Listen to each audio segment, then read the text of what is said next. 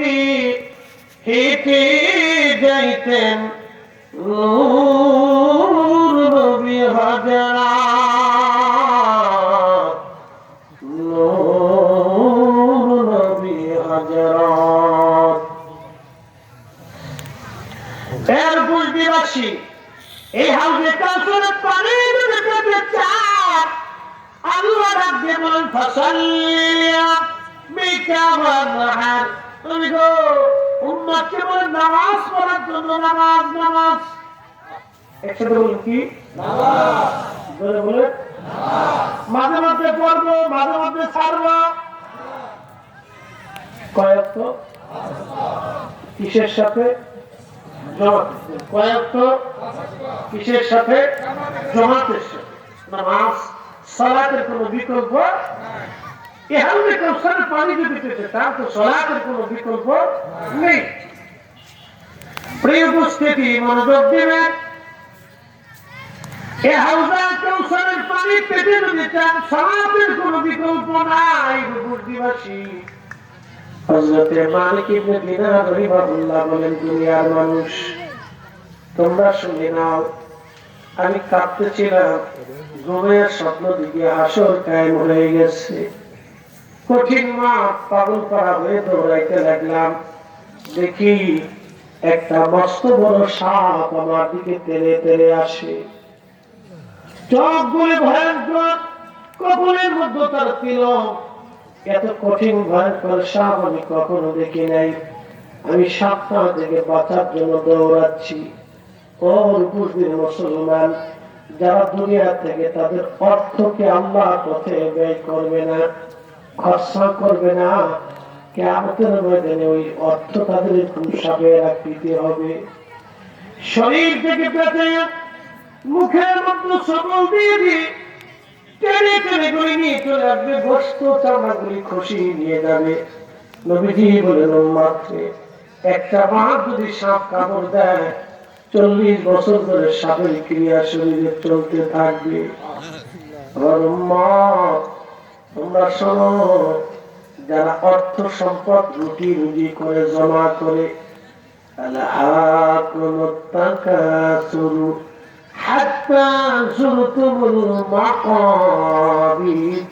আল্লাহ বলেন, বান্দারে সম্পদের পিছনে মানুষ দৌড়ায় দৌড়ায় পাগল করা হয়, আমি আল্লাহ ভুলে যাই, আমি আল্লাহ ভুলে যাই।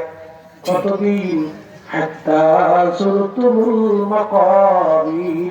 এই কবর পর্যন্ত, কবর কবর, এই কবর পর্যন্ত কবর, এই কবর পর্যন্ত কবর কবর। এই গোরস্থানের কাছে দাঁড়িয়ে উসমান গনি বিন নুরাইন করে কাঁদতেন আর কাঁদতেন। সাহাবীরা বলতেন, ইয়া আমিরুল মুমিনিন, আল্লাহ নবী আপনাকে দুনিয়া থেকে বেহেশতের সুসংবাদ দিয়েছে। 2টি নূর কন্যা নবীজি আপনার সাথে শাদী মুবারক দিয়েছে। নবীজি আরো বলতেন, আমার যদি আরো কন্যা সন্তান থাকতো আমি উসমানের সাথে আরো কন্যাগুলি শাদী দিতাম। নবীজি আপনার চরিত্রে এতটাই বিমোহিত, আপনার দানশীলতে নবী এতটাই খুশি। আমার নবীজি 2টি কন্যা সন্তান আপনার সাথে শাদী দিয়েছে। ইয়া আমিরুল মুমিনিন, কবর দেখে কাঁদেন কেন? হযরত উসমান কেঁদে কেঁদে বলতেন, সাহাবীরা, এই কবর হচ্ছে মানুষের জীবনের প্রথম মঞ্জিল। এই কবরে 3টে প্রশ্নের জবাব যদি কেউ দিতে পারে, বাকি মঞ্জিলগুলি তাদের সহজ হয়ে যাবে। আমি উসমান গনি কবর দিকে কান্দি, আমি এই মঞ্জিলের প্রশ্নের জবাব দিতে পারবো কিনা আমি চিন্তায় কান্দি। আর বুঝবেন মুসলমান, কবর আগামীকাল আপনার টামাটা রেডি হতে পারে, কোনো গ্যারান্টি নেই। তাদেরই নফসুন বিআইয়ি আরদিন তামুত।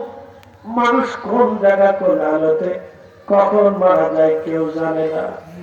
কোন জায়গা কোন হালতে মানুষ মারা যায় কেউ জানে না, কেউ বলতে পারে না। কবর নাহাইতুকুম আন জিয়ারাতিল কুবুর, কবরকে আমি নিষেধ করতাম। ফাযুরুহা, উম্মত কবরের পাশে দাঁড়াও, কবরের পাশে দাঁড়াও, কবরের পাশে দাঁড়াও, কবরের পাশে দাঁড়ায় জিয়ারত করো, কারণ তোমার আখিরাতের কথা মনে পড়বে। দিল পাথরের চেয়ে শক্ত হবে, নরম হবে। কবরের পাশে দাঁড়াও, কবরের পাশে দাঁড়াও, কবরের পাশে দাঁড়াও, কবর। এই যে বরাতে রাত আসতেছে, আম্মা জান হাত দিলেন বিছানায়, দেখেন নবীজি নাই। কোথায় গেলেন খুঁজতে লাগলেন, খুঁজতে খুঁজতে দেখেন নবীজি জান্নাতুল বাকির পাশে দাঁড়ায় জিয়ারত করে। নবী কাঁদতেছেন, দোয়া করতেছিলেন।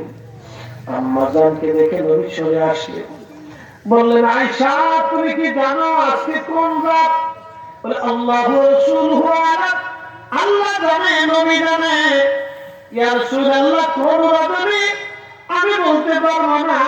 নবীজি বলেন নিসফুল লাইল, শাবানের অর্ধাংশ, নিসফুস শাবান, শাবানের অর্ধেক।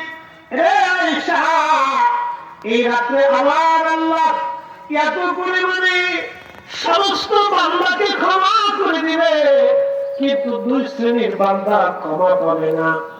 এক শ্রেণী যারা হিংসা করে তারা ক্ষমা পাবে না, আর এক শ্রেণী যারা নেশা করে তারা ক্ষমা পাবে না। যারা হিংসা করে তারা ক্ষমা পাবে না, যারা নেশা করে তারা ক্ষমা পাবে না। বাকি সব উম্মতকে আমার আল্লাহ মাফ করে দিবে। একবার জোরে বলেন না মারহাবা। বরাতের রাত আসলে গোরস্থানের পাশে দাঁড়াবেন, মা কবরের পাশে দাঁড়িয়ে যাবেন, বাবা কবরের পাশে দাঁড়াবেন। বলে হুজুর কারণ কি?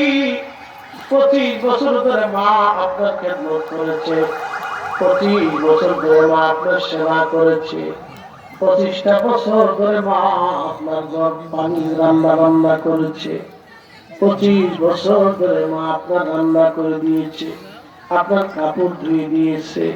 বিনিময়ে 25টা দিন আপনি মার খেদমত করেন নাই।